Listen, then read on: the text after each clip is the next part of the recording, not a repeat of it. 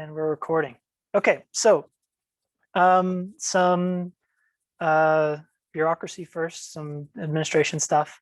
I've gotten a few emails asking where the Zoom recorded sessions are in Canvas. I'll send a more detailed email about this probably tonight.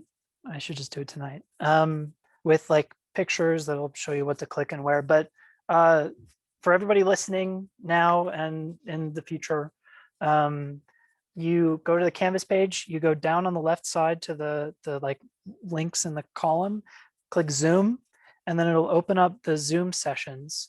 You click Cloud Recordings, and then you'll click the cloud recording for the week that you want to see. And again, I post these either Wednesday night or Thursday morning, early afternoon. Really depends if I have plans going on. If I have plans going on, later after class, or if I need to sleep in or whatever. But it'll always be like before the end of the next day. And I can't control it, but Zoom asks for a password. But the password is just below the video. You have to like click a thing that says show password. If you click it, it'll like automatically copy it to your clipboard, and then you just Control V it in. But it's there, and I don't set it, so it's just present. And again, I'll send around emails with screenshots of this so that it's really clear how to do it. One other thing is for everybody in the Zoom session, remember that the way that I take attendance is at a random point in the class. I'm going to screenshot this, and whoever's in the screenshot will get credit for having their camera off or having their camera on, whatever. If you by some unfortunate chance don't have your camera on or aren't present or whatever when I take the screenshot, not too much I can do, because that screenshot will be the law or whatever for that day's points of attendance. So we've now had a week to dig through the course material. We are probably, hopefully, starting to get a feel for how points work. We're showing up in person, we're in Zoom, and I've seen a bunch of really good discussion posts. Does anybody have any questions, since we've had a week now to settle into how stuff is going to work for the course? No? We all feel good? 2 thumbs up, 1 thumb up? Okay, excellent. Okay, so for this week, we read The Stranger, and I know I promised slides. I didn't make them for this one. I did a pile of lecture notes. So when I don't do slides, I will post the lecture notes, or if I do slides, I'll post those too. Whatever I'm lecturing with, I will post those on our Canvas page. So these are posted there now. If you'd like to have them open on your other screen or wherever to follow along, you may. It's under lecture notes and slides, I think is what I called it in the Zoom page. And I'll do PowerPoint slides eventually. I know they really help, but I got to write the lectures in the way that the material inspires me, and this one inspired notes. And Dostoevsky is notes too. That's a lecture I wrote a couple of years ago. It's a really fun one. So next week we'll do Dostoevsky. That reading I think is on Canvas. Can anybody confirm? Has anybody like looked for the Brothers Karamazov? Yeah, okay. So it's on Canvas. I haven't put the Kierkegaard reading up on Canvas yet. I will. I just have to decide like what I actually want you to read from it. Ideally, I'd have you read the whole book, but that would be really cruel. So I have to find the right selections, and I'll do that this week and get it scanned and posted on Canvas. So that'll be available. Okay, so just to preamble, I wrote these lecture notes 2 nights ago or last night. I can't remember. And it's largely inspired by my own personal interpretation of The Stranger and Jean-Paul Sartre. So this, I think, is the version that I had you all buy for our class. A lot of the material and inspiration that I'm using in these lectures is from Sartre's commentary on The Stranger. I have a few quotes in there. And so if you're interested in seeing Sartre's interpretation of this book, then you have this resource available to you. It's a quick, easy read. It's like 30 pages or something, 25 pages. But it's a really lovely interpretation. And I wish I knew when he wrote it. So Sartre and Camus had this really fascinating friendship where they become friends in World War II in Paris, both writing for underground newspapers. And Camus publishes The Stranger 34, I think, is when it was. Yeah, 1944. Let's see. Let's find out. Yeah, I think it's 19. It doesn't say. 42. Okay, so 1942, about halfway through World War II, Camus publishes The Stranger. Sartre loves it, and they're fast friends. And Sartre is developing his own version of existentialism as Camus is developing his version of absurdism.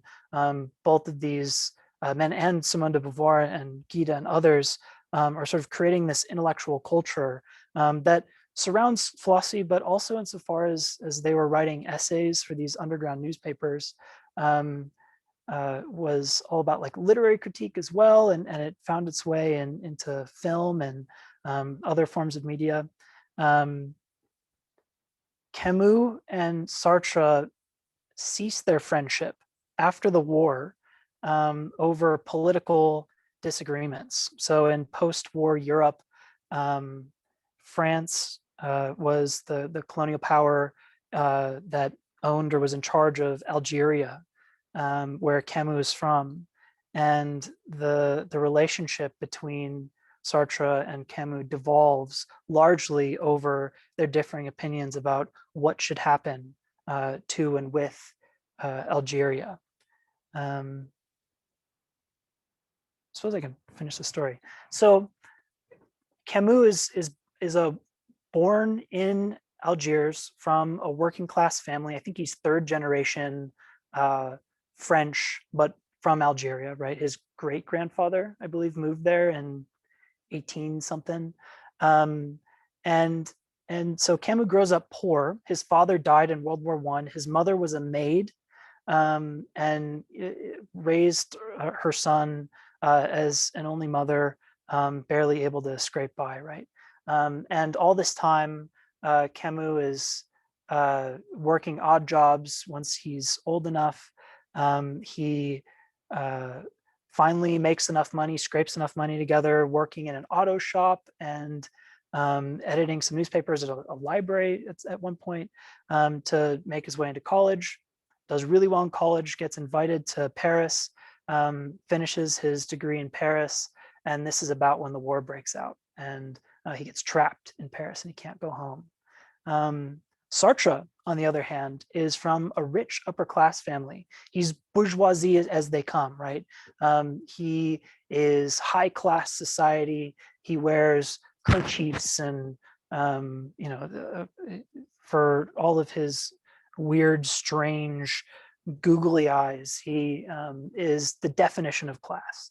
And Sartre is, at least at first, a huge ally of the French Communist Party.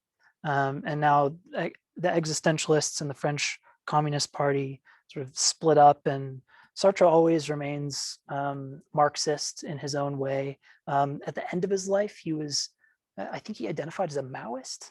I don't know too much about end of life Sartre, but I think that's where he ends up. So he's always politically radical, and for Sartre, from Paris, from France, across the Mediterranean, he believes that the Algerian people deserve their right to freedom, and we should just kick out the French, and regardless what violence may come with revolt and rebellion against the French people living in Algeria, the Algerians, the native Algerians, have the right to have their own country. And Camus disagrees. Camus says, "What? No. I'm from there. I know what these like freedom fighters do. They murder everyone, even like other native Algerians who disagree with their particular form of communist liberation.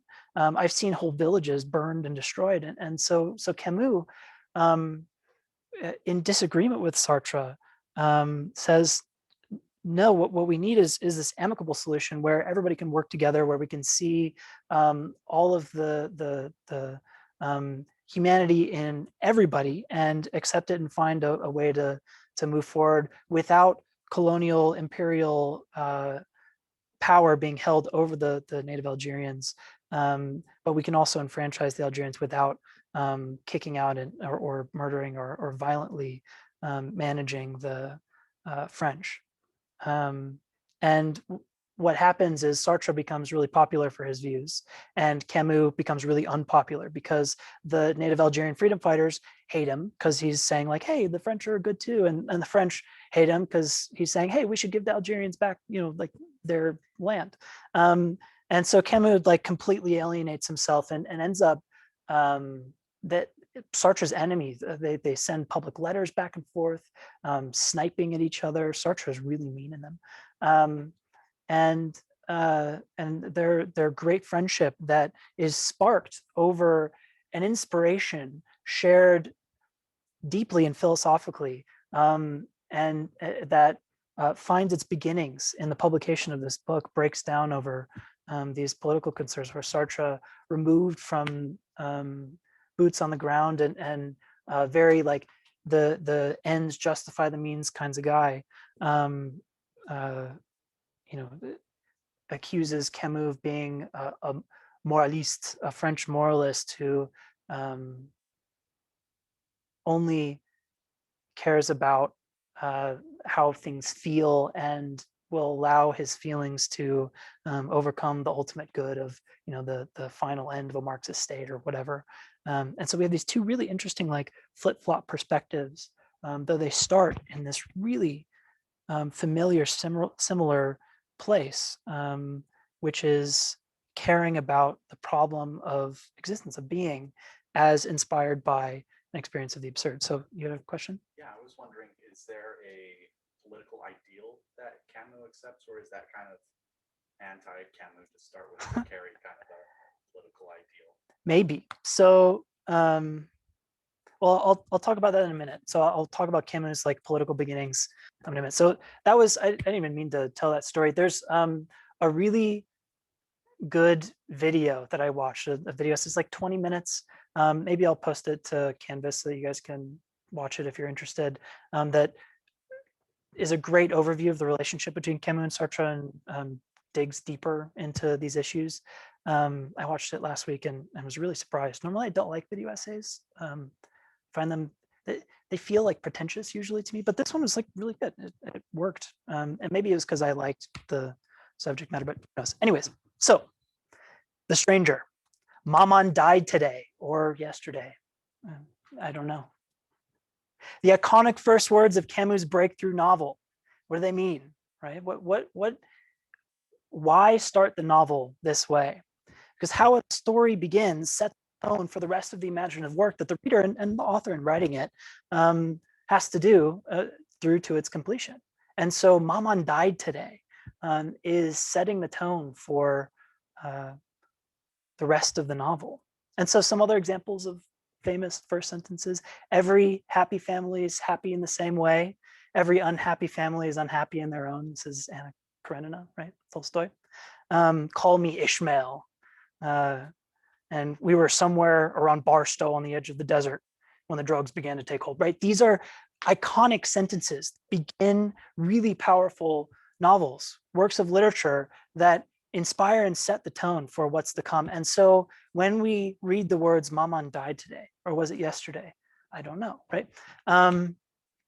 what is it that what note has the bell been struck that like tones that sets the scene for us? There's a power in that tone, in how the novel is set for us. I believe that single sentence, Maman died today, captures the entire spirit of the story, which I'll really only justify at the end of the lecture. But I think that in those words, you have captured the entire spirit of the novel. And part of that is because of the novel style, which I'll talk about. Every sentence is an isolated island that constructs its own world apart from all the rest. And that sentence is sort of a, are you all familiar with the word, the synecdoche? I've heard it, but I'm not sure. Yeah, so there's a really cool Charlie Kaufman film called Synecdoche, New York. It has what's his name? The guy that was in the Hunger Games. He was the one that like designed the games, and his blonde guy, short hair. He died of a heroin overdose. Oh, yes, I know who you're talking about. Philip Seymour Hoffman. Philip Seymour Hoffman. Yeah, Philip Seymour Hoffman is the main character. Anyways, so synecdoche is sort of like an Ouroboros idea, the snake that eats its own tail. It's every object is a reflection of the whole, and the whole is a reflection of each part that, you know, are related in this way. Anyways, the movie by Charlie Kaufman is Philip Seymour Hoffman is a movie director that wants to make a movie about directing a movie, and so he like hires a double of himself. And then the double does the same thing, and so there's like all these like layers of doing the same thing over and over. It's wild. Anyways, the style of The Stranger, insofar as these sentences are islands, is very much the same way. That it's a kind of synecdoche. Every sentence speaks to the rest of the novel, and the novel speaks through each isolated sentence. So Maman died today gives us, as I'll argue by the end, it communicates the spirit of everything to come that is present, the lesson of The Stranger. Okay, so some preliminary remarks. I talked a little bit about Camus' history, but we'll just go through quickly some other fun facts, because it's important, I think, to know who is writing what we read. This is something that isn't done in maybe every department in the university, especially in philosophy. I find that knowing the person behind the work helps me to interpret and understand the work and why it was produced, why it's written the way that it is, etc. And this is, don't take this as like an absolute fact, something that you ought to do when you read. It's called it had a name. It was a fallacy, the like personification. I can't remember, but it was a really unpopular way to read literature for a bunch of years in the 60s and 50s. And it was kind of a McCarthyism. Like if you read and interpreted novels inspired by the person who wrote them, like you didn't divorce the life of the author from the life of the work, then you were thrown out of your English departments. But especially for philosophy like this that is so personal. Existentialism is an incredibly personal philosophy. And maybe that's why only Sartre claimed to be an existentialist, even though everybody's operating at the time is so similar, is that they're all developing their own personal existentialisms. That it really helps to have the person. Anyway, so Albert Camus, born 1913 in Algiers, in Algeria, working class family. He was born in the middle of World War I, lived in his most formative years through World War II. Again, like I said, his father died in the First World War, and so was raised by his mother, and they didn't have very much money at all. In 1935, Camus joins the French Communist Party to iron out the inequalities between French and Algerian citizens. So he sees the disproportionate amount of power afforded to the Imperial French and how the Imperial French in Algeria are abusing the native Algerians. And so joins the French Communist Party as a way to make himself a part of the solution to the problem that he saw and grew up in his whole childhood. And throughout his life, Camus would fight both philosophically and actionably for equitable and peaceful resolution to the intercultural tensions that plagued Algeria, which I described a little bit before with Sartre's relationship. However, 1 year later, 1936, Camus leaves the party, annoyed by their insistence on strictly following the ideological lines of the party. So the party says, hey, Camus, you have to think and say these sorts of things. And Camus says, screw you. And so he leaves in disagreement with the party leaders. And so this is an answer to your question, right? What is Camus' political leaning? Well, the existentialists and the communists, or at least like the Marxist inspired communists who are still like philosophically living more in a philosophical realm than a political realm until post-war, when the politics really take off and they get a really practical hold. And as it always happens with ideologues, and especially for whatever reason with Marxism, the ideologues of Marx who bring about communism make it very unlike the philosophical leanings that inspire Marx. Anyways, Camus, like the rest of the existentialists, shares so much with the communists, the Marxists, the people who want the people, capital T, capital P, to have maximal amounts of freedom, to be able to have the maximal amount of social dynamism and economic dynamism, to move around and to use their freedom to the best of their abilities, right? But he's not a political person in the sense that he's not going to, Camus is not going to follow a party line. He's not going to betray his own principles, right? He's going to stand by his principles, and he does for his whole life, even at the cost of some of the most important relationships in his life, even to not just Sartre and Beauvoir and the other existentialists, but even to his own homeland, that learns to hate him in spite of what he does for his homeland in secret. So I'll talk about that in a minute. Camus moves to Paris to go to school. I think it was for grad school. I think he did his undergrad in University of Algiers. And World War II breaks out. Camus tries to escape France, to get back home, to be with his mother, to be with his family, to be with the people that he knows and loves and the land that he knows and loves, but is trapped and can't escape. The Germans have occupied Paris, and Camus is not allowed to leave the city. So Sarah asks, did Camus intend The Stranger to be a development of his absurdist ideas as a philosophy, or is it too early for him to have begun that concept? Yeah, no, it absolutely is a development of his absurdist ideas.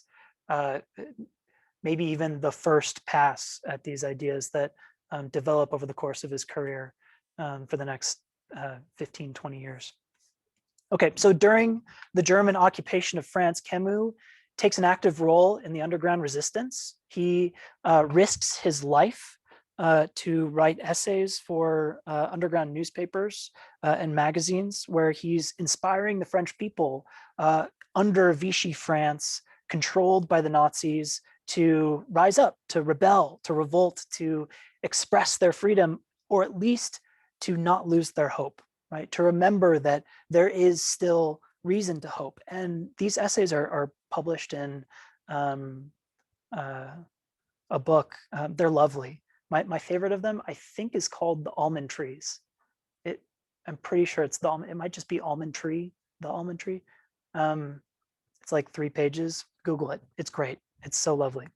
And so Camus spends his time during World War II locked away, publishing these essays and writing The Stranger. And in addition to writing The Stranger, he writes another book called The Myth of Sisyphus, which we will read later in the semester, and I'll talk about in a moment. So in the post-war period, Camus fights for an integrated Algeria. The French people some conservatives want to keep Algeria as an imperial colony. Some want to give back power to the Algerians. The Algerians are vying between themselves for who should fight to take power. There's an eventual civil war. There's a really great movie about it from the time period that has like actual footage. It's nuts. But yeah, it's a really awful time to be French or Algerian in the area. Internment camps and torture and death sentences are everywhere. And again, Sartre is all for it. He says, whatever it takes, make it happen, make the people free. And Camus says, no, we gotta like, no cause is worth the condemning a man to death, says Camus. And again, Camus, being an advocate for peace on both sides, makes enemies of everyone for his principles. And so some other notable events about Camus' life. He was the second youngest person ever to win the Nobel Prize in Literature by 2 years, I think, behind Rudyard Kipling. And he does it 10 years after publishing The Stranger in 1967, which I believe is the same year or the year after he publishes The Fall, which is probably the best novel by Camus. It's awesome. It didn't exactly fit the core curriculum. I think it's one of the ones that I linked to on the syllabus, but it's wildly powerful. In secret, so some of his political activism, because he was he made himself or was made the enemy of by both sides, the Algerians and the French.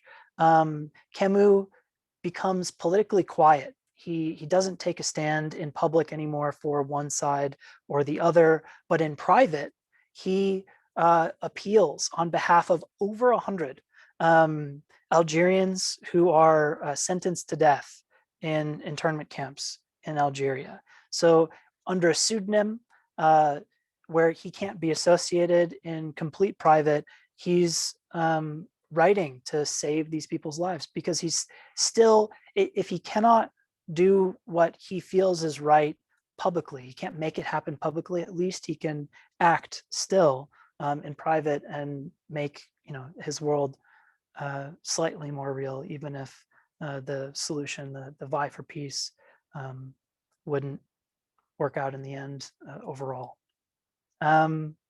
Camus does eventually die in a car crash at the peak of his powers, with the manuscript of his autobiography, The First Man, I think is what it's called. And there were some conspiracy theories. I haven't researched these conspiracies. I know they exist, that Camus pissed off the communists enough that they rigged his car or drove him off the road, Princess Diana style, right? And he was politically murdered. But conspiracy theories, I know nothing about them, whether or not they actually have any validity to them or not. It's at least interesting that these ideas are out there, because Camus was not liked by the communists, nor Sartre, but for whatever reason, Camus was really targeted. And I think it's because he stuck to his guns, right? Anybody who does stick to their guns and stands up to the world will see the world try to bend and break them. Camus is no different. Okay, so skipping back a beat, it was during World War II that Camus finishes writing The Stranger and the companion piece, The Myth of Sisyphus. Okay, so The Stranger. Any questions before I move on about Camus' life? No? Okay, feel good? Great. It's mostly biographical. It's not terribly interesting, but I think it does help. So The Stranger. The Stranger is one half of a complete philosophical project. And we won't really understand The Stranger until we also get the other half of that philosophical project in The Myth of Sisyphus. But in order to really get all of The Myth of Sisyphus to like squeeze the juice out of it, as well as we're going to be able to, we have to backtrack even more through Dostoevsky and Kierkegaard, which we'll do in the next few weeks. And with that background, hopefully that will really help us to squeeze out the goodness of The Myth of Sisyphus. So The Myth of Sisyphus is published 4 months after The Stranger, and they are meant to be again, companion pieces, where The Stranger is a novel and fiction. The Myth of Sisyphus is an essay, or it's a like collection of essays that are philosophical. So the one expresses the feeling of the absurd, and the other the idea of the absurd. And together they are supposed to paint the full picture of what Camus' project is in developing these ideas.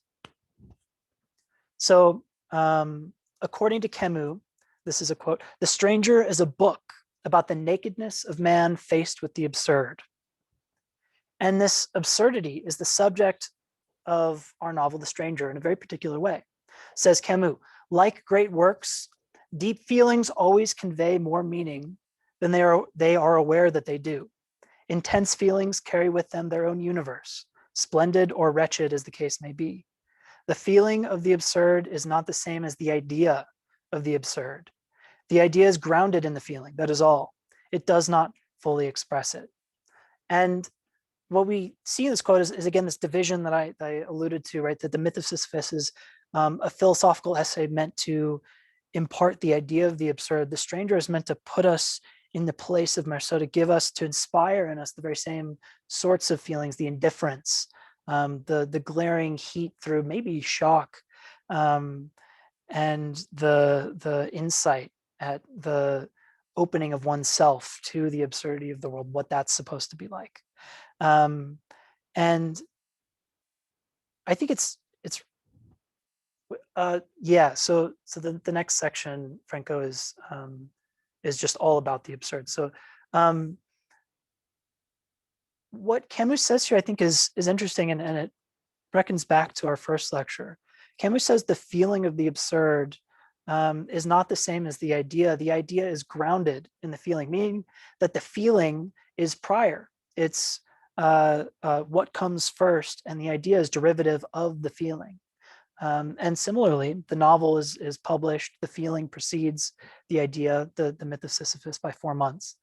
And if we recall from last time, the problem of being, right, that existence precedes essence, and existence is experience, and experience is had through feeling, right?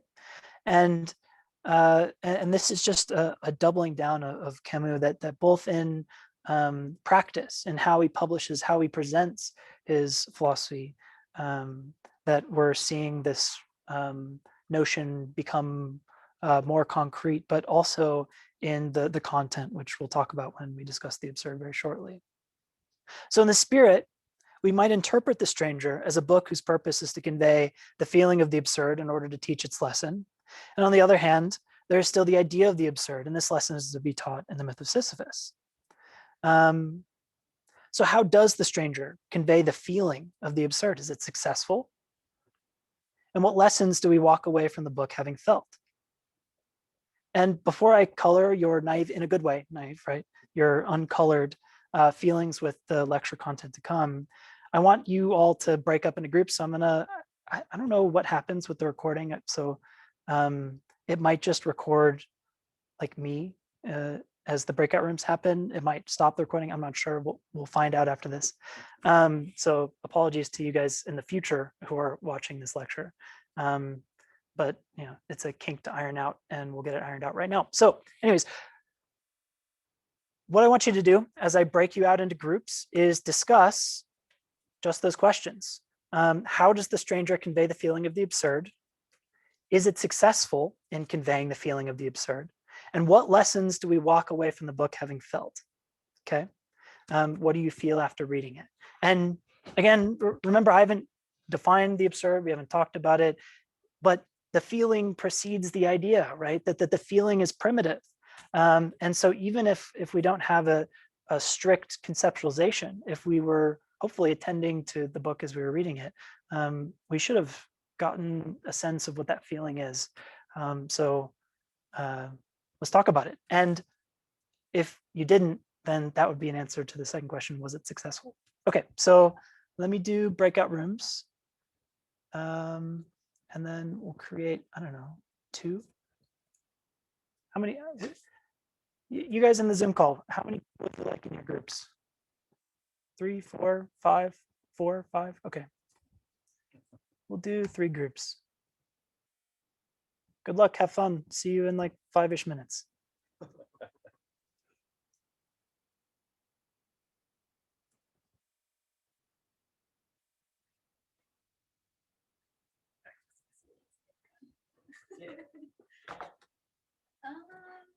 That's so true. I know. Well, the whole first part's like, Just like, he's like interactions the day, then sleeps Yeah. all the time, and then all of a sudden he's like kills someone. and I was like, wait, where did that come out of? Like, it was like Right. out of the blue. And then, but I feel like the climax of all his emotion is when he's talking to the priest, because that's like the only real, like, I'm mad. But like, as soon as the priest leaves, he's like, or the clergyman leaves, he's just fine. He's like, okay.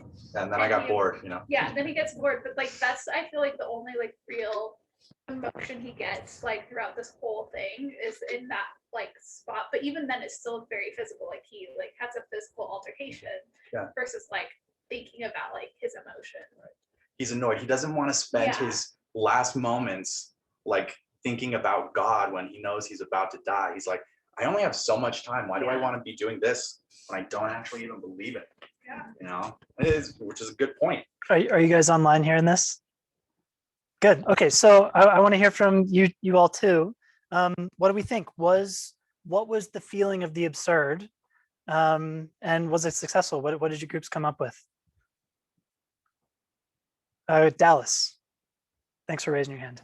Yeah, this isn't necessarily like a formulated idea, but just I just had like the feeling of like this is just so crazy what's happening during the scene with the chaplain when he comes into Marceau at the end of the book. And I'm like, this guy, the chaplain's not listening to anything he's saying, and Marceau's just like, why are you here? And it just kind of like culminated into like, this is just really weird what's going on here. It's not, like I said, not like a developed idea, but that's just kind of how I felt about it.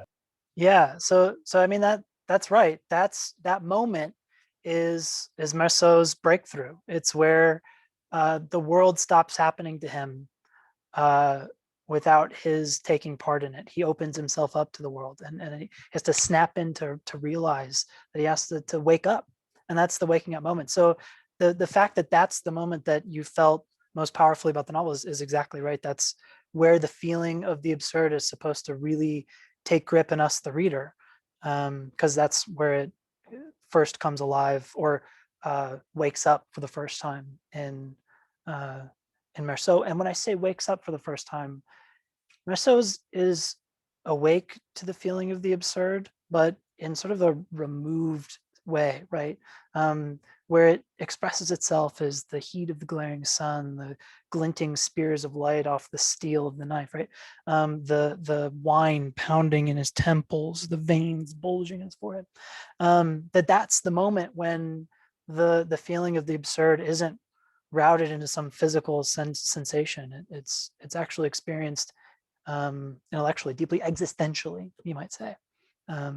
And it's this that inspires his opening up. So other groups, what do we think? Did we also have absurd feelings or not? Was the novel complete trash? Did we hate it? It thing frustrated me. It scared me. I almost like couldn't sleep right the rest of the night. Like the way he describes the sun throughout the whole book, and the pain in his forehead and the pain in his eyes, and I almost thought he was going to be an alien at the end of this thing. I was like, why is this stranger? I was like, is this turn out to be an alien book or something? Like, because he recognizes emotion that he should feel, and he knows what he thinks he should say, but he never does any of it, never acts that way, never says it, kind of just plays aloof to it. And so then like, he kills a guy, and I had to probably reread those last 3 pages before part 2, like 3 times. I'm like, hold up, like he shot him? Like it really happened? You shot him? Did you get what? So I went to bed thinking there's no way. When we got to the part with the priest, I'm holding my book, and in my right hand, I'm like, there's way like a couple millimeters left. There's not enough to tell me the story for all the questions that I have. So it was very the whole novel is shocking. I'm sorry you didn't sleep, but I'm so excited that you didn't sleep. That's so awesome. That's like the perfect way to feel after reading this. And this is what I'm getting at. And I'll talk a little bit about this too, because it's something that Sartre brings up. We're shocked at the novel moment after moment when Marceau returns and he says, and then I realized it was just another Sunday. Maman was dead and buried, and nothing had really changed. What? Right? That there's almost nothing human. It's like alien, right? And you expect the story to tell you why, to explain, to give you reason, and it never does. There's no payoff. But that's the absurd. That is our experience existing in the world. That is the state of being a part of something that doesn't want you to be, right? One of my favorite engineering quotes is nature abhors a bridge. Well, it also abhors being. We're all condemned to die. And that shock is exactly the feeling of the absurd, and it should keep you awake. Because that means you're awake, right? It means you're not indifferent and alien like Marceau is for the first half and most of even as he's like waking up in the second part of the novel, that second half too, just asleep to the world, indifferent, experiencing the absurd. He's the stranger because he is alive to it. He lives in that place, just as his mama probably did too. But I won't get ahead of myself. We'll talk about all this. Any other comments? Abby, looks like you have your hand up. Yeah, I just wanted to respond to the quote that you just mentioned, like my mom and his dad, like nothing has changed. I feel like that also speaks to like at least when I read it, I like deeply resonated with that because I think that's like a truth that we all know, that like nothing will change, that things go on. Like that's something that we like don't think about every day, but we like it resonates and like you know that it's true, and maybe you're afraid of it. And I feel like the shock comes more from the fact that someone would admit it than from the fact that we don't believe it, you know? You're exactly right. That's where the shock is, and that's what makes Marceau the stranger. Is Marceau is he's described in the trial as a man, right? And setting like gender norms aside, because that wasn't a discussion until, like 20 years later when Foucault tries to justify his freakishness with his genealogies of prisons and sexuality and stuff. Anyways, so setting that stuff aside, Marceau is defined as a man. And what does it mean to be a man? I don't have to say, everybody already knows, right? And this is like, think of now like return gender roles to what we understand here. It's like the Humphrey Bogart of Casablanca, right? Here's to you, kid, and smokes a cigarette. That kind of manliness. It's the sort of person who doesn't say much and just lives in the world and is gruff and present and just there. Whereas everyone else is living by convention, in the flow of things, absorbed by the world and all of the sparkly baubles that appear to us, and in ideas and in materials, things we can buy and things that we can tell one another. None of this really matters to the man, right?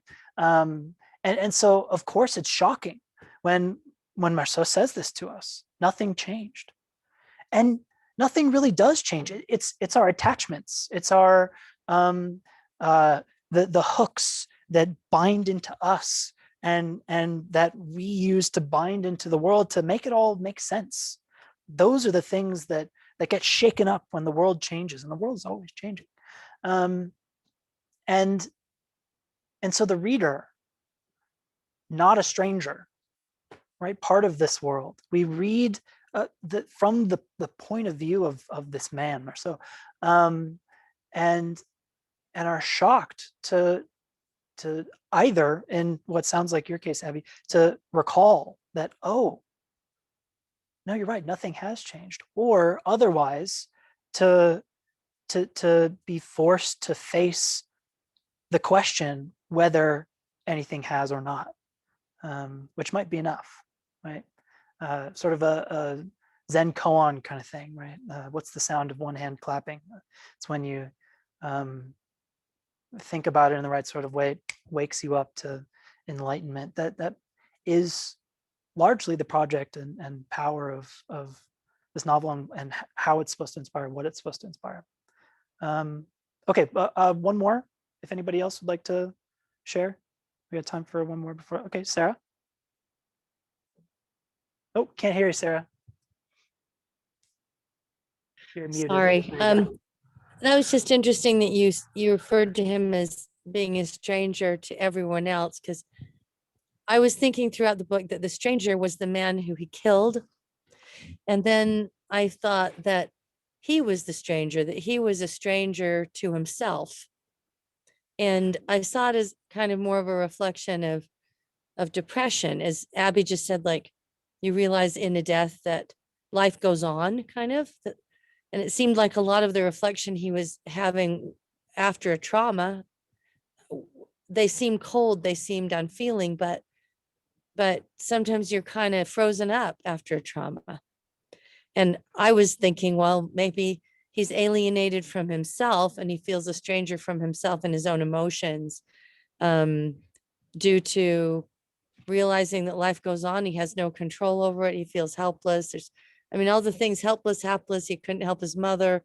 Didn't have enough. He just seemed like he was letting circumstance control everything in his life. Like he just let circumstance control everything with no sense of freedom of initiative. But I don't know, I guess I was excusing it in terms of depression from a trauma, kind of. And then it just seemed like he dug in and didn't care enough to sort of try to connect with the world. So he was a stranger kind of to himself, and then he became demonized and became a stranger to society, kind of. But anyway, those are just some thoughts. Yeah, it's interesting. I think that the interpretation of Merceau's depressed is an interesting one. And I think that he does exhibit behaviors that are in parallel with kinds of depression or shock to trauma. The difference between what we're presented with Merceau, the character, and the person responding to trauma is that trauma and depression are kinds of explanations for behavior. They're justifications. They tell a story and a narrative. And nowhere in this book will you find a story or a narrative, a justification or an explanation. Every sentence is a description. And I'll talk about that more when I talk about style. And I think that this pushes Merceau even farther into the strange. It makes him even less recognizable to us, where we would say any normal person, a non-stranger. Any person that we would interpret charitably who acted like this, you would say, oh, well, they must just be depressed. And I think this is what the caretaker interprets out of Merceau at his mother's funeral, when he offers Merceau a cup of coffee. That he sees this man sort of stolid, uncaring, cynical, but just empty, and thinks to himself, maybe I can wake him up a little bit. That would be the human thing to do, even though it's totally faux pas, taboo to. So the modern equivalent, because there was a question about this in the discussion board, to like smoking a cigarette and drinking coffee over the vigil of your dead mother would be like a stranger walks into your vigil where you are meant to watch over the body of your dearest family member so that her soul can find peace and rest as it transitions to heaven, and says, hey, do you want to smoke some pot? And you're like, okay, yeah, let's get stoned. I don't really care about watching my mother's soul safely make it to heaven, right? So that's kind of like where the stickiness is. It's just a complete disavowal of the responsibility that you're supposed to take, and you're also supposed to like express emotion. Anyways, I think that the caretaker there interprets Merceau in this way, though I don't think that Merceau is depressed. I think the only evidence that makes Merceau human and maybe inspired by trauma is that he calls her Maman. And I'll talk about that more at the end. That's like sort of the kicker of my thesis in this lecture. Okay, so what is the absurd? There are two notions of the absurd that have play in The Stranger and in Camus generally, in existentialism sort of across the board. There's first the feeling of the absurd, which we've talked a little bit about. It's a lucid experience as of something. It's having the emotional content, the person level state of being in the absurd. And it's a lucid experience as of our existence in a factual state of the absurd. So the factual state is to be juxtaposed with the feeling of the absurd. So there's a feeling of absurdity, and then there's a factual state of absurdity. And there may not be words for this feeling, but perhaps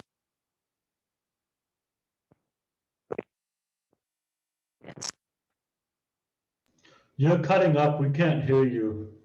oh.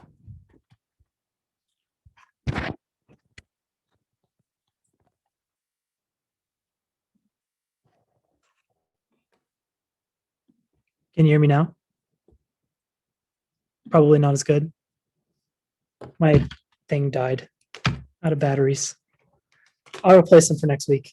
Okay, so carrying on, there's the feeling of the absurd and the factual state. The feeling is the feeling of being in the factual state. The factual state is something that can be defined. It's a metaphysical quality feature of the world, the way it is.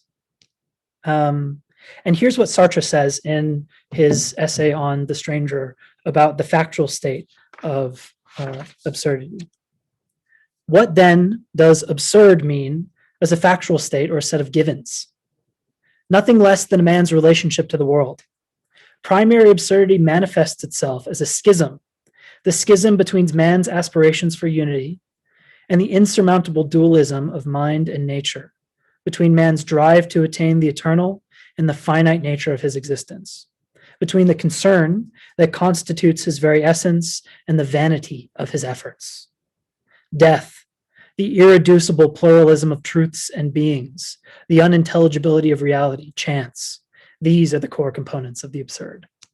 And so here Sartre is giving us what I think is a really nice and concise definition of absurdity. It's our vanity, thinking that our presence and place in the world has any power to move it, to make it meaningful, and yet our need to make it so, right?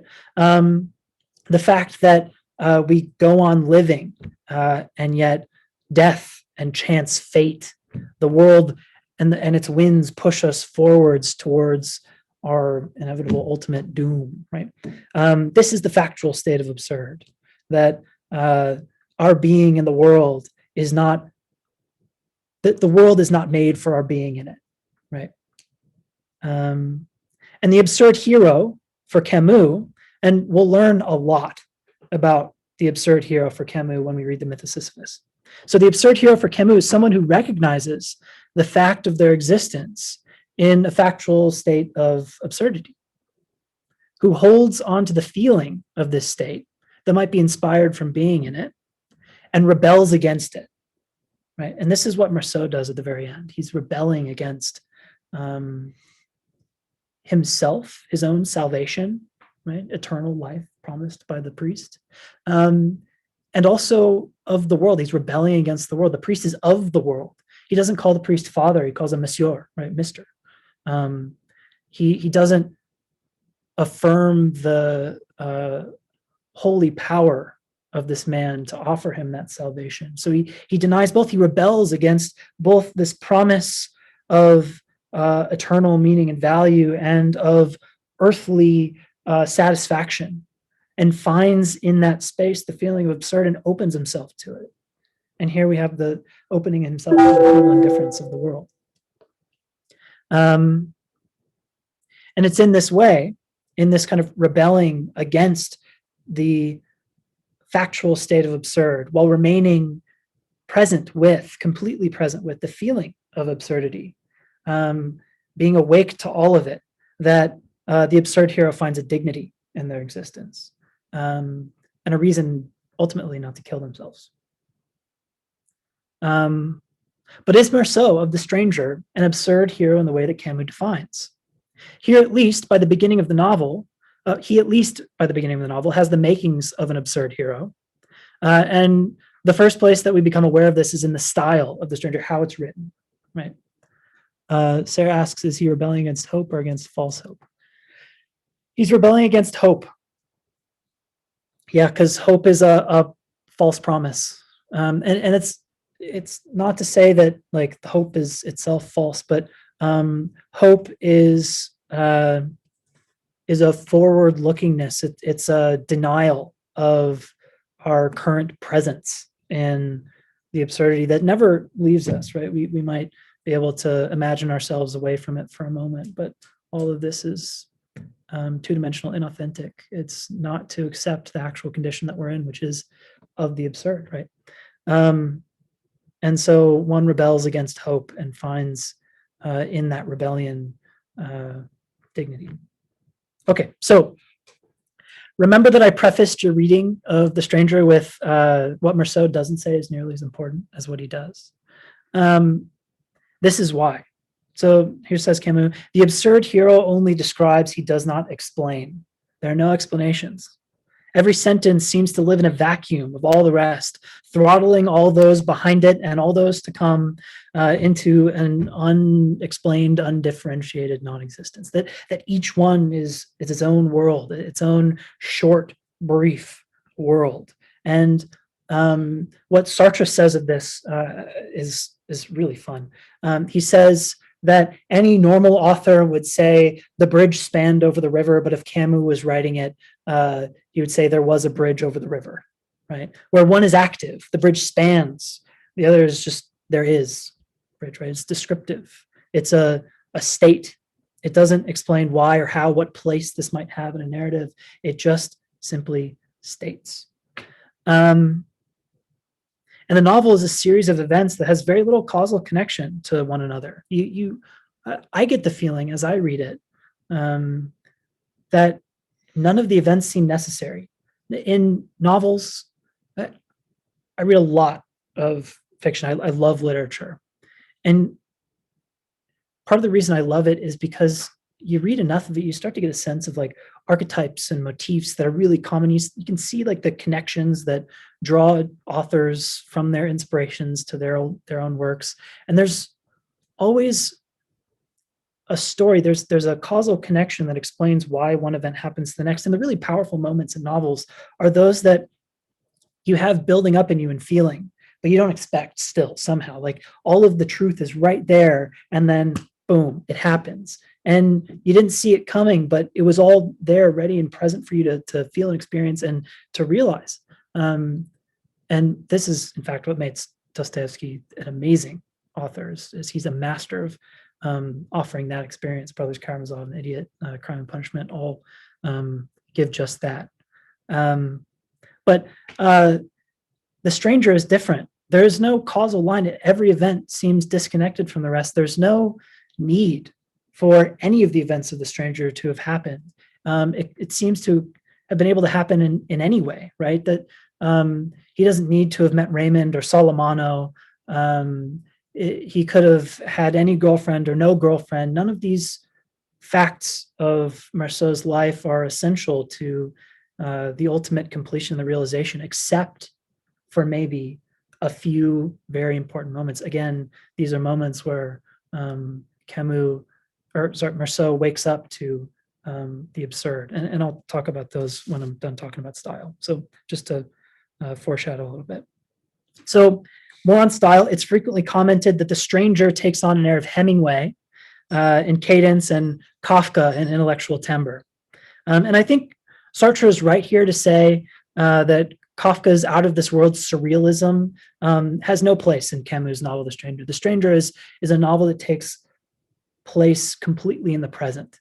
And Kafka's, I hesitate to call them heroes, main characters, K, it's really just himself, are stumbling through surreal worlds, trying to break through this impenetrable barrier of the unknown to understanding. The trial is trying to understand why he's being judged, to understand the bureaucracy of the world that commits K to his arrest. And the castle, similarly, K, different K, but same K, is trying to break through the impenetrable, confusing, strange world of the village to get to the castle, but never does.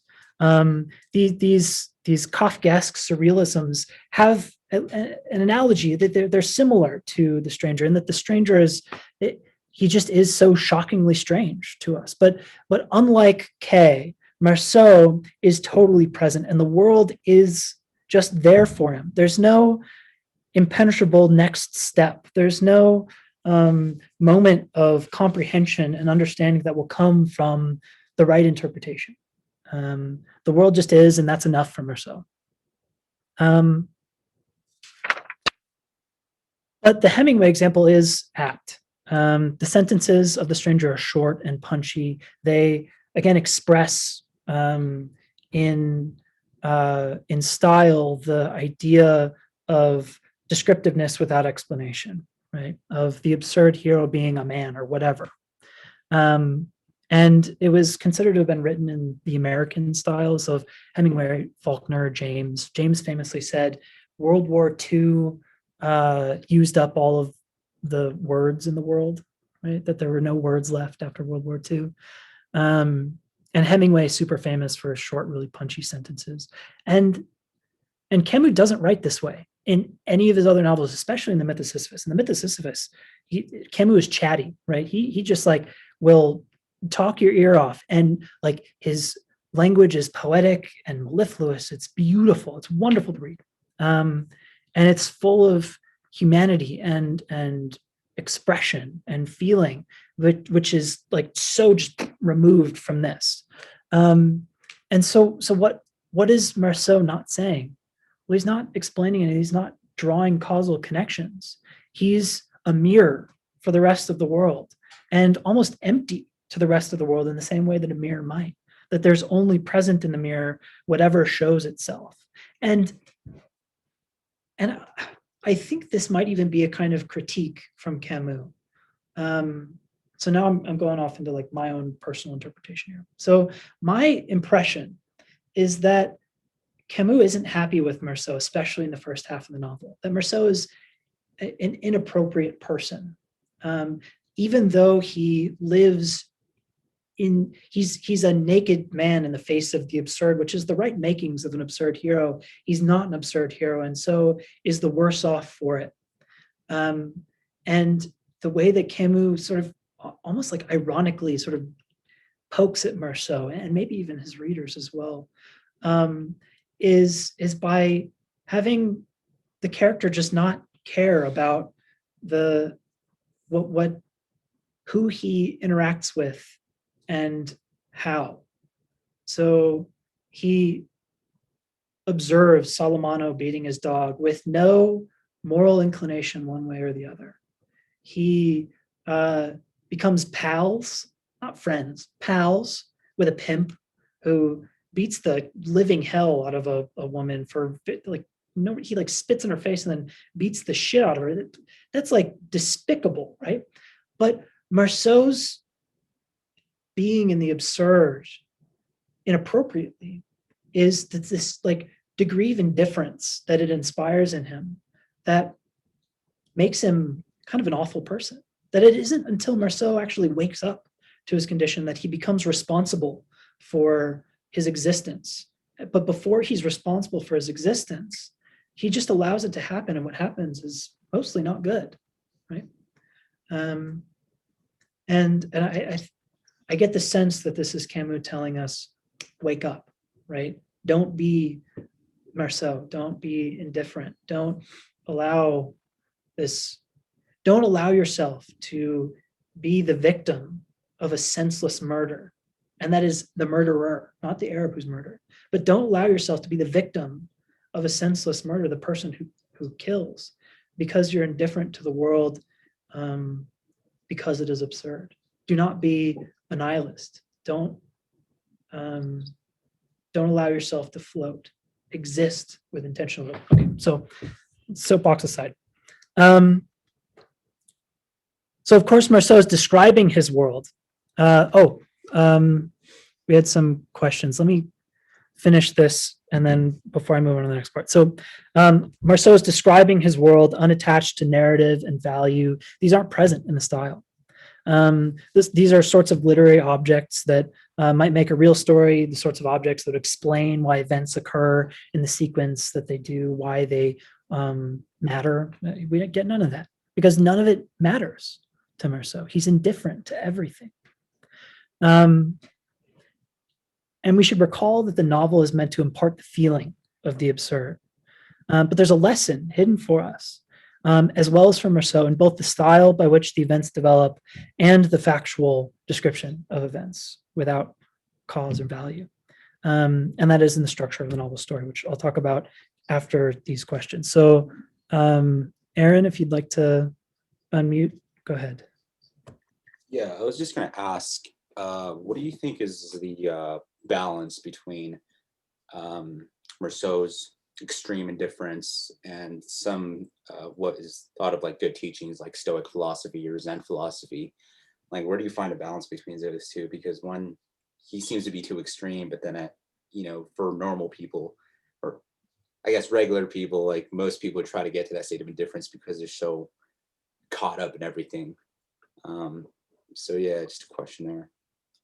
Yeah. So for the ancient Stoic, Seneca, for instance, would say, oh, I was a slave my whole life. Oh, my wife was murdered, but I'm having a great time, right? This is kind of the idea of Stoicism, that you recognize the fundamental truth of the universe, the unity of everything being reflective of the whole of the cosmos. And I recognize my soul as my own, purely, completely, and only.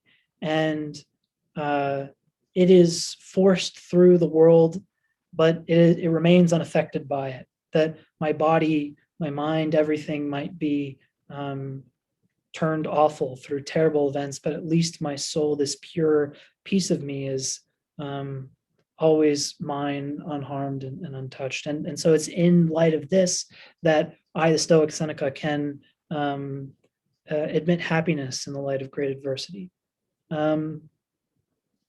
This is not a kind of indifference. It's a reliance on a metaphysical principle of soul and of value and of meaning that Camus and the existentialists would deny. They would deny that there is such a thing as indomitable atomistic soul from which the rest of meaning derives. This is a kind of essence preceding existence, right?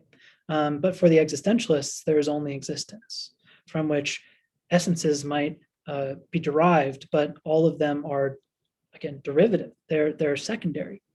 And so the indifference of Meursault is not the same as the Stoic attitude of ataraxia or tranquility that one has when confronted with the universal truth of the indomitability of their soul. Okay, so other questions? Is coming to a conclusion that there is no conclusion or way to explain this reality that the stranger is experiencing some sort of fallacy genuinely curious? I want to know more what you mean about the stranger is experiencing some sort of fallacy. I'm not sure I understand that part of the question. And Devin asks, what do you do if you find yourself much like Meursault? You keep reading the assigned readings for the course. Yeah, so keep it up. And then if we get to the end and, well, okay, so the follow-up then is which Meursault? The Meursault of this part of the novel or of this part of the novel? Big difference. Okay, so the novel structure in first half.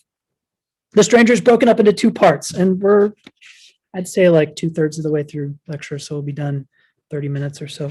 I have a couple more breakout groups, but we could probably skip the last one if we wanted to. We'll see.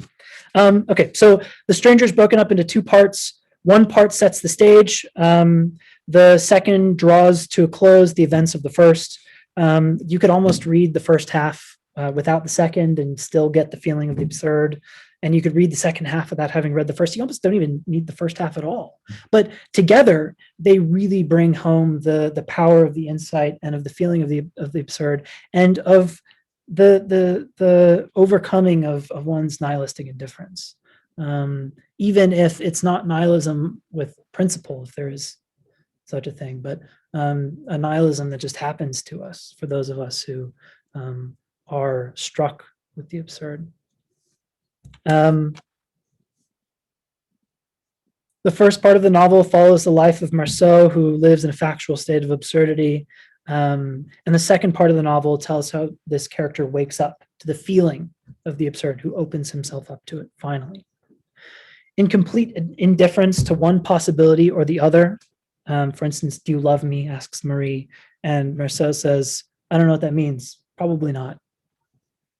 It would be fun to be a witness of that. Is that the worst way to respond to someone saying I love you? Pretty much. I don't know what that means. Probably not. I think personally, her response to him pissed me off more than his response. Because she was just like, okay. Yeah. Well, so she likes him because he's kind of weird, That's what I Yeah. got for it too. It's like, you're so weird. I love you. It's kind of her Which point of view. makes him still the stranger, right? He's not loved because he's like.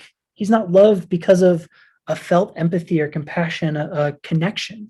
He's loved because he's a quirky, strange thing that she is curious and fascinated by, right? Yeah. In her own way. Women love aloof. Okay, so Marceau drifts through his life in indifference, completely immersed in the present, totally present, but so present that he just allows himself to be blown around one way and the other. Like the sentences of the novel that each contain their own distinct world, the events of Marceau's life move forward in analog. He's indifferent to everything and asleep to almost always, save for rare moments when he does do something and we see some explanations, we see some feeling present. And I picked out 3. But there are some feelings here and there. He feels joy. So he's not apathetic. He's not empty. He's not a sociopath. Your high school English teacher will have told you that Marceau is a sociopath. It's not true. The guy feels and like is connected to the world. He just is living in a different world than the rest of us. He's living in the factual state of the absurd, whereas everybody else is living in the world. But this doesn't make him a sociopath. He still feels joy. He enjoys the warmth of the sun on the beach. He loves the coolness of the water, the softness of the thin fabric that covers Marie's shoulder, her sundress, right? He laughs and has evaluations of the Fernando, whatever movie that they watched the day after his mom was buried. They go see a comedy, like a stupid raunchy comedy. He has feelings. He's present in the world, but these feelings are just that. They don't have narrative. They don't have purpose. They're just as absurd as the rest of Marceau's world. And so Marceau is able to move on from them, or just does. Is not as able to. Just he moves on from them, just as he does the events of the world. His feelings and the events of his life are all just equally without connection, purpose, cause, explanation. They're absurd. But there are rare moments in an otherwise factual and unfeeling experience of a life that Marceau becomes present or is forced to reckon with the absurdity, where he cannot remain indifferent any longer. And we read at the outset of the book that it occurred to me that anyway, one more Sunday was over, that Maman was buried now, that I was going back to work, and that really nothing had changed. And we hope for some payoff, some explanation why Marceau feels this way or doesn't, but it never comes. And so our shock just, it rolls us through the novel. We keep looking for something that won't be present. And that when Marceau even has his final discovery, it's still, at least to me, unrecognizable. I get it, but it's not my insight, right? So I don't get it, you know? It's his own personal revelation. But The Stranger isn't meant to shock us into enlightenment and absurd heroism. It's meant to give us the tools to begin the work of living a life that gets us there, right? So no surprise. We, the reader, are shocked at the indifference we call Meursault a sociopath, a psychopath, apathetic, a nihilist. But this is because we are not the stranger. We are living in the world. We are not absurd heroes, maybe yet, maybe ever. We live our lives with meaning and narrative and value and story. Everybody does. We explain the occurrences of events to ourselves, and so each tile in the puzzle of our experiences that make up our life begin to acquire a shape and a color to fit with the rest of the puzzle pieces. But for Meursault, the stranger, this is not so. Experiences for him are not puzzle pieces that are made to be fit together, but are rather merely events that happen in isolation to one another. They're just blocks. They happen here and there, and they're not given, they're not matched up by color or by shape. They just exist separately, just like the sentences of the book, right? Every layer of this novel is really deliberately crafted to give this experience of absurdity, the feeling of it. And so we, like Meursault, as readers, are left floating in an indifferent narrative that gives us no out. We are forced into the similar kind of indifference to Meursault's world because we're not given the structures and tools that we would need to have an emotional grip in Meursault's world. We're not given the values and these causal events that I keep harping on about that would allow us to find meaning in it. We must, as the reader, remain indifferent to the events just as Meursault is himself.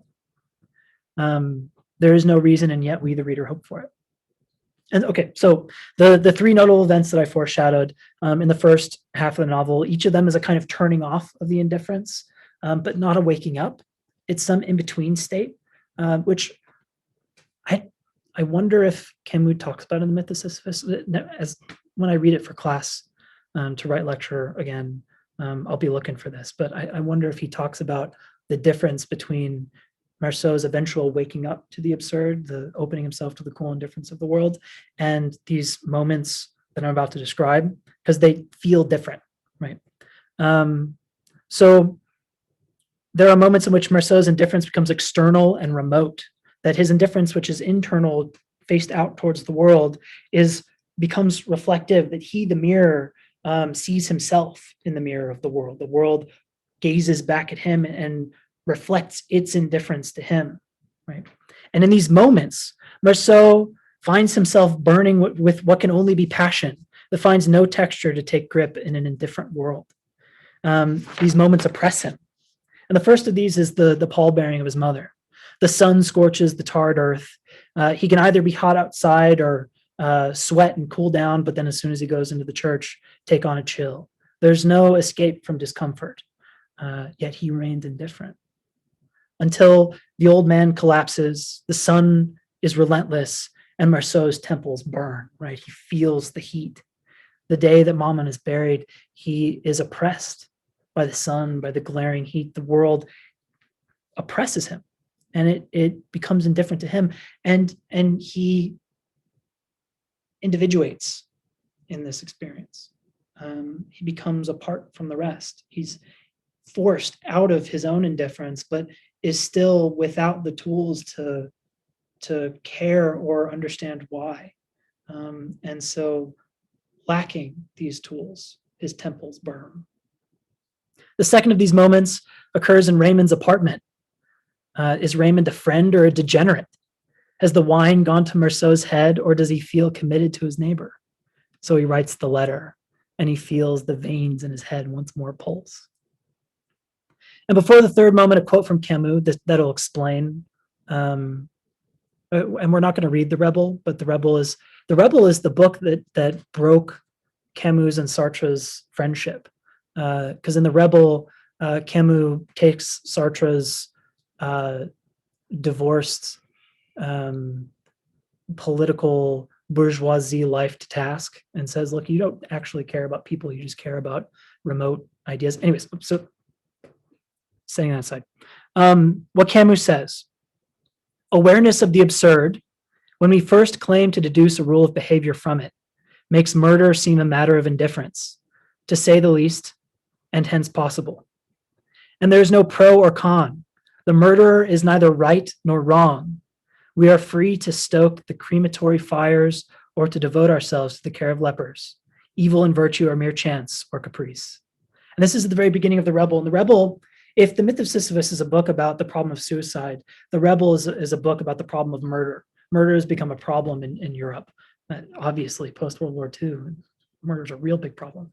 Half the world has murdered itself. And in this quote, what Camus is doing is he's saying, look, when we first face the absurd, the indifference that is laid upon us, that we're oppressed by, makes even something like murder, which would, by being in the world, be one of the most heinous acts that you could commit upon another human, seem a matter of indifference itself, just as possible, good or bad, that vice and virtue are mere chance or caprice, that they're things that we impose upon events or that happen of their own accord without our control. And this is in our first moments in the absurd, says Camus. And this is the problem to solve, the problem of murder, or here, the problem of suicide. And we get an example of this indifference to murder, the ability to commit a heinous act without virtue, vice, chance, or caprice, in Marceau, who is driven along senselessly to murder the Arab on the beach. There's no reason. He doesn't need to walk back. And yet he does. He doesn't need to pull the trigger. He doesn't need to pull the trigger 4 more times. And yet he does, right? And remains indifferent the whole way through, save for the burning of his temples, the heat, the sun bearing down upon him, the oppressive indifference of the world bearing its weight upon his shoulders, causing him what it seems to do something awful. And it isn't until one opens oneself to the absurdity of the world that the indifference of murder becomes something that one doesn't do, or the ability to kill oneself ceases to have power in our free action, right? That the Marceau, at the first part of the novel, in the first half, or all the way into the last 5 pages, is the sort of person that could, by the absurdity of the world, be driven to senselessly murder anybody, including himself. But after he's woken up to the absurd, after he's opened himself to it, is made able to avoid these awful decisions. Okay, so the third and final moment of the first half of the novel is Marceau's senseless murder. It was then that I realized you could shoot or not shoot. The blinding sun reflects from the water, which should paralyze Marceau, but instead thrusts him forwards. The sun was the same as it had been the day I'd buried Mama, right? We're drawing back to the first moment when Marceau can no longer be indifferent to the world, and the world reveals itself as perfectly, completely indifferent to him. My forehead especially was hurting me, all the veins in it throbbing under the skin. It was this burning, which I couldn't stand anymore, that made me move forward. And this is an explanation. This should pop out as extraordinary in a novel without causes, without reasons. He gives a reason here, and he repeats it in his trial, or at least wants to, when the lawyer is using the word I, speaking for Marceau in this moment of complete divorce between the stranger and the world, right? The lawyer exists in the world and is speaking for the stranger as if he doesn't even exist, right? That this is another moment in this total divorce in the trial, and here again in the senseless murder, where Marceau wants to explain, he wants to give reason, he wants to justify that it was this burning that made me move forward, so unlike the rest of the sentences of the novel, the rest of his descriptions that exist. This is his weakness, his innocence expressed, his inability to cope, to be in the situation that he's in, and yet it forces him forward to pull the trigger, and then 4 more times. So the sun made him do it.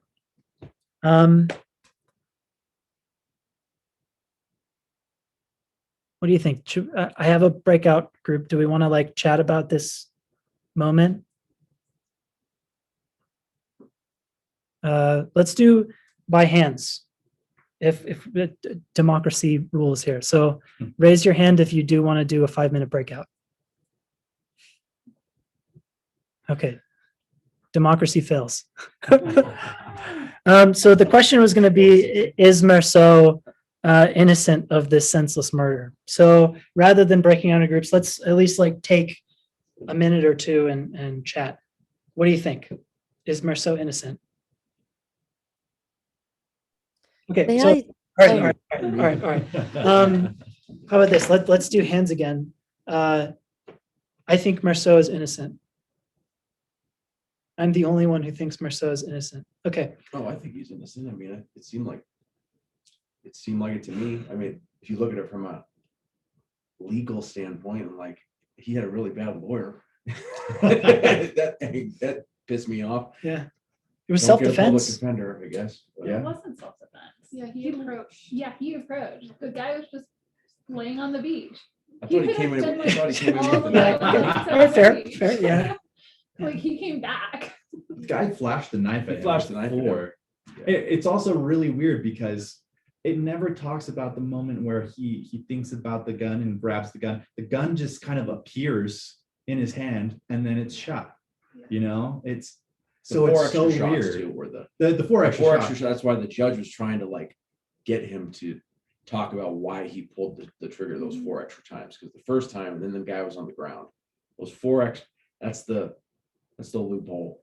And that's where the question of innocence comes in. There's no why. Yeah, there's no The sun blazed down, right? And so this is why I ask, is Marceau innocent? He didn't have the intention. He didn't seem to have any agency in it. But certainly he pulled the trigger and then 4 more times, even after hearing the thud of the man's body in the sand. How about online? I saw a hand. Did we lower the- Yeah, I was raising my hand. I was just, the first time I read it, it said the guy had a knife. So I'm like, oh, it's in self-defense. It's going to be fine. He's going to be out of jail in no time. And then like, as I kept reading, it sounded like he was not going to be able to leave jail. And so it kind of confused me. And so I had to go back and see like, oh, was it in self-defense or not? And it just got even more confusing at that point. Yeah, exactly. There's maybe no right answer.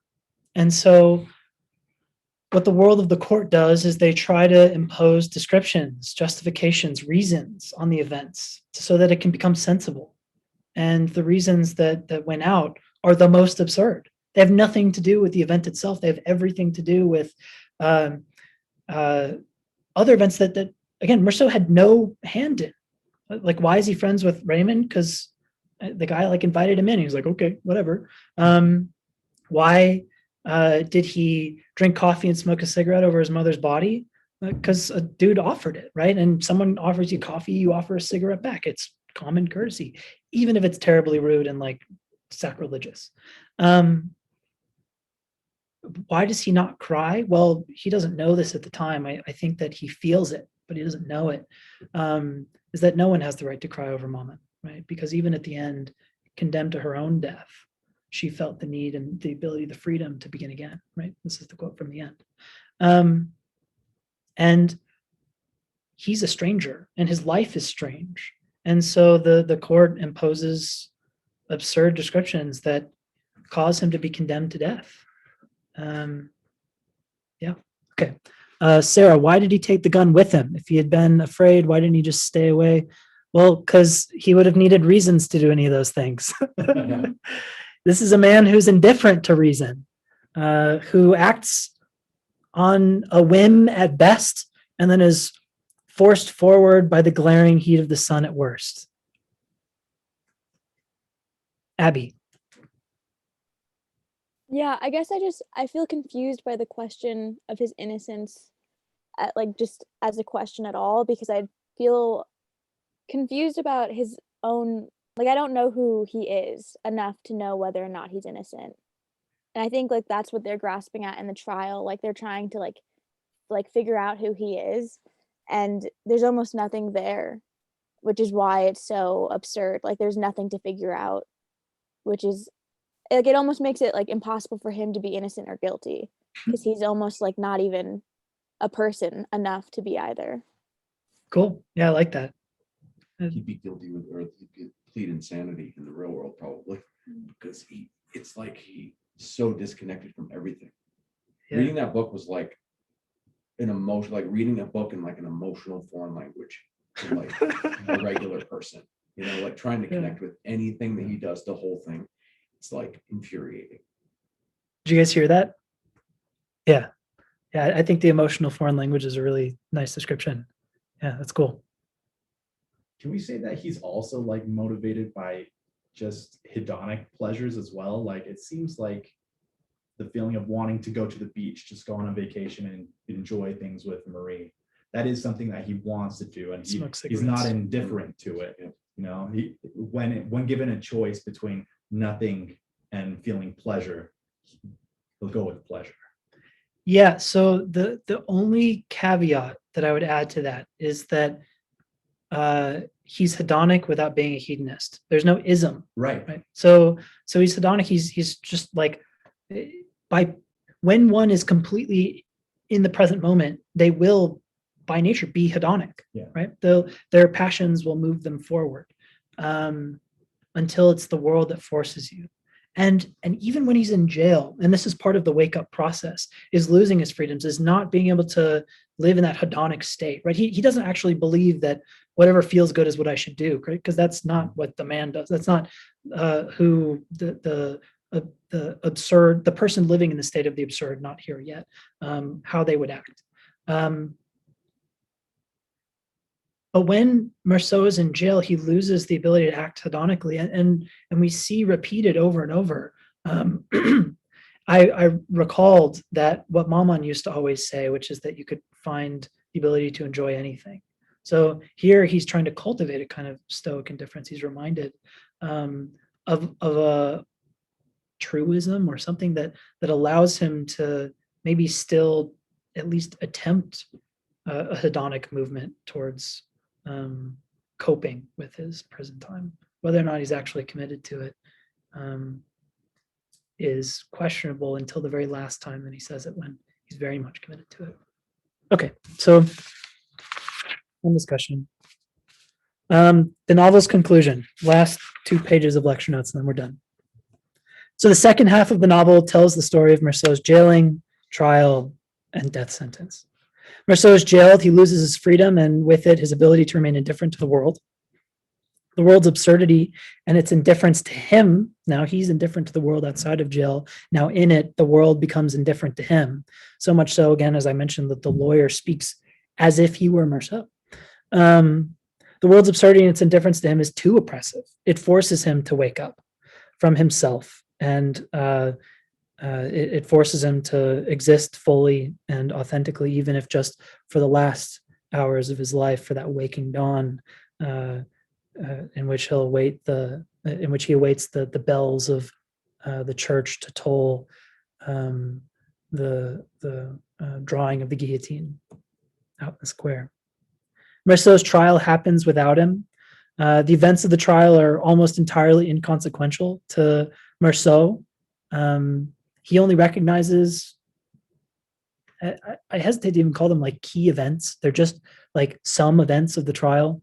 There are a few important ones. Mostly what he recognizes is the heat and the hustle and bustle, the oddity of a particular journalist that has really nothing to do with anything, right? It's like there are these people arguing over whether or not you should live, and all you can focus on is this strange dude in the corner that has nothing to do with, the balance of fate being turned one way or another for or against your continued existence.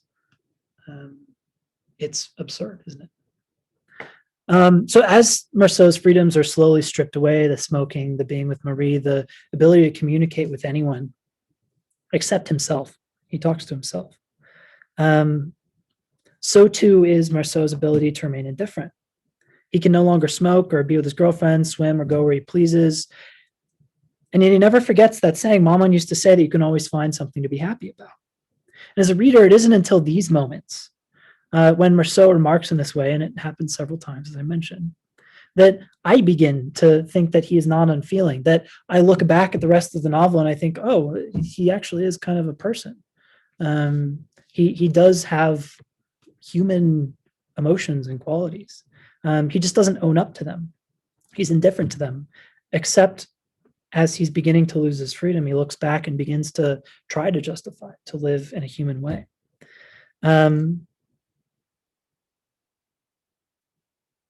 So the beginning sentence, Maman died today.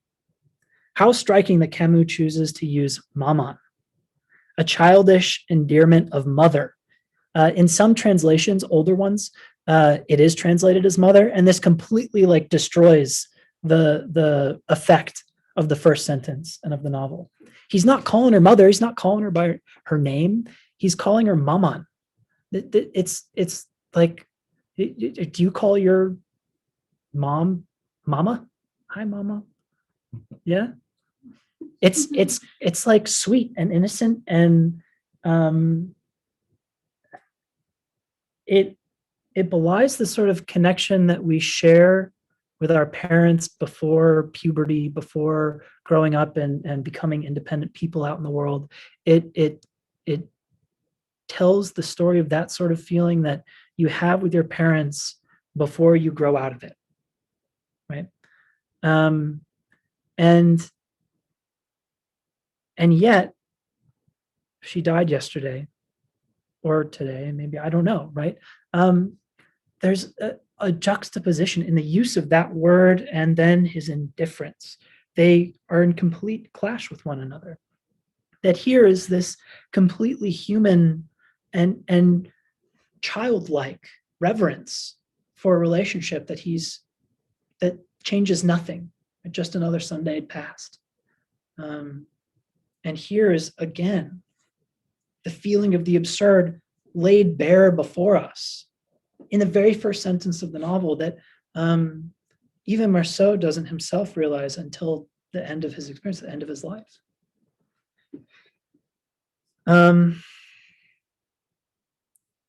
So Marceau is described by his closest friend, Celeste, as a man, and everyone knows what that means. He calls his mother Maman. The very same Marceau who didn't cry at his mother's funeral and who smoked and drank coffee over a dead body refers to her as a child would. Yet they no longer have anything to talk about when they were together. They no longer expected anything from one another, and yet she remains his Maman. They hadn't communicated for who knows how long when he moved her out of the neighborhood into the home. Still, she is his Maman. And it's not until Marceau finally wakes up to the absurd after his clash with the priest, the denial, the rebellion against absurdity, the promise of hope, and the distraction from the present that was promised by an eternal future. That Marceau wakes up to the absurd and recognizes the factual state of the world's indifference to him, and simultaneously feels deep in himself, as well as that Maman becomes his Maman. That is to say that she comes alive with her son, according to him. As he says, for the first time in a long time, I thought about Maman. This is directly after the altercation with the priest. I felt as if I understood why at the end of her life she had taken a fiance, the Perez guy who fainted, why she had played at beginning again. Even there, in that home where lives were fading out, evening was a kind of wistful respite, just like for him. Evening is the time that he waits furtively for the dawn to come, hoping for another 24 hours to live. So too with his mother, condemned to death, waiting to die in a home. When she goes to sleep, she doesn't know if she'll wake up the next day. And so an evening finds a kind of wistful respite. So close to death, Maman must have felt free then and ready to live it all again. Both condemned to death in very different ways, both inspired to freedom, and he feels a solidarity with his Maman. He feels her for the very first time, and he doesn't cry over her. He respects her in a way that only adults might towards one another, though still calling her Maman in this childish way. Nobody had the right to cry over. So you see, Marceau in his jail cell and Maman in her home were each condemned to death. Each was a stranger in their own worlds, disconnected from everyone and everything about them, waiting furtively in near anxiety, nausea, as Sartre would call it, for the dawn to come, promising another day of life. And as soon as Marceau has been jostled awake, alive by his altercation with the priest who attempts to impose the greatest absurdity of all upon him, he recognizes what it means to call his mother Maman and what it is to be condemned, not to death, but to life in the absurd. He's no longer condemned to death. He's condemned to the cool indifference of the world, to being open to it. As if that blind rage had washed me clean, rid me of hope. For the first time in that night, alive with signs and stars, I opened myself to the gentle indifference of the world, finding it so much like myself, so like a brother, really. I felt that I had been happy and that I was happy again. So he transfigures, Marceau transfigures his past, his indifference to the world, this emptiness that travels throughout the novel until this moment. It remains so until he's able to find an interpretation of the world that can transfigure it, that can give it the meaning and power that it needs to give him dignity and happiness, to give him an understanding of his Maman. The internal feeling of absurdity and the factual state of absurdity are now in parallel, in total alignment within Marceau. Maman's words, "You can always find something to be happy about," had never been more true. And the next day, Marceau would be killed in front of a raging, hateful crowd screaming at him. But none of that mattered. The extremity of the absurd would no longer cause his veins to bulge, his trigger finger to shoot 5 times. He was happy. Okay, that's the end. I had another discussion group, but it's been a long time, so we'll just call it there. Next week is Dostoevsky, Brothers Karamazov, the most famous passage from it. It's a shame that I can't make you read the full 600-page novel. So do it in your own time. It's awesome. If you like that kind of literature. So I wouldn't recommend the Brothers Karamazov if you don't already really enjoy 19th century literature, if you don't enjoy the like old kind of Kaji Dickens-esque writing. If you do, then you'll be able to make it through and love the concepts and the arguments really that Dostoevsky presents in the novel. But we'll get the coolest, most philosophical, deepest, funnest, neatest, coolest part next week. And yeah, it'll be much like this one. No slides, lecture notes. I might draw on the board a little bit. Not sure how it'll work. I like to draw on the board for this lecture, but we'll see. Any final questions? Sarah asks, why is authenticity what gives a sense of peace? Well, to answer the question why, we'll have to read the Myth of Sisyphus. Franco says, I think he calls his mother Maman because of his lack of motivation to change. He's probably taught to say that. Oh yeah, okay, so he might just, as a matter of habit, do it. I think that's an interesting interpretation. It'd be cool to see how you would interpret the rest of the novel through that line. Any other final words, comments, questions, concerns? Sorry, what part of the Grand Inquisitor are we reading?